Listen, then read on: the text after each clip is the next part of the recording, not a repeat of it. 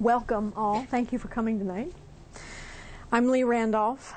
I'm a dentist by vocation and an astrologer by avocation. So what I wanted to talk tonight about really was a little bit about how you can use astrology in your life and what it can mean. And in the 70s, Linda Goodman wrote a book about sun signs that actually brought astrology back into a certain level of popularity. The downside of that is that people think that what they read in the Sunday paper is what astrology is about. And the Sunday columns or the daily columns in the newspapers are a little bit like fortune cookies. I mean, you actually can get special training to write newspaper columns on astrology, but I have no idea how anybody writes 3 sentences about 12 signs that's supposed to be specific to a sign.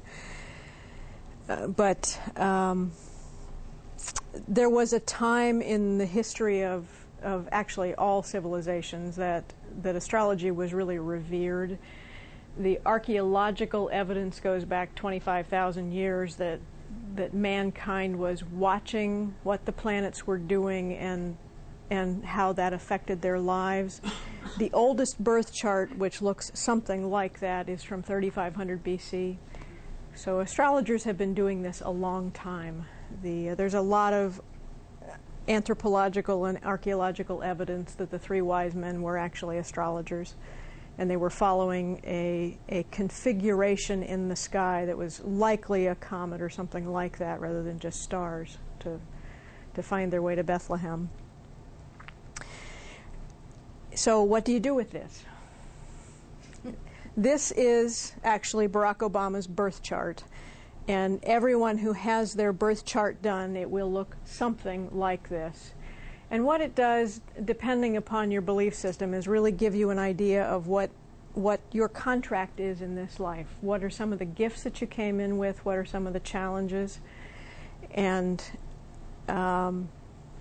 it can give people a different perspective on working with those things in life. And of course, when I have 19-year-old clients, I talk to them a little differently than if I have 45-year-old clients or 50-year-old clients. Things are a little different.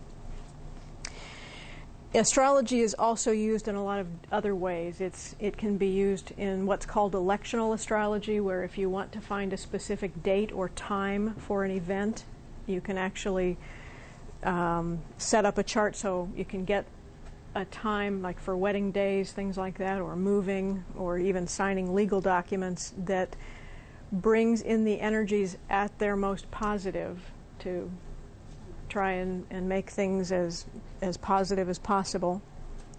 There is a part of astrology called horary that can be used for finding things. I don't know a lot about it, but it fascinates me. There's Benson Bobrick, who is a historian, wrote a book called The Fated Sky, and he is not an astrologer at all, but he said what fascinated him about it, and this book is about how astrological aspects show up in our history. And he said when he was a child, his grandfather lost his wallet, and it wasn't just a wallet that had money in it, it had lots of important papers in it, and he really needed to be able to get that wallet back.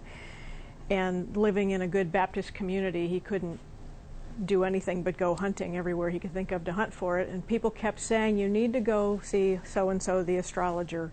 And after he had exhausted every other avenue, he finally went and saw the astrologer. And the astrologer told him exactly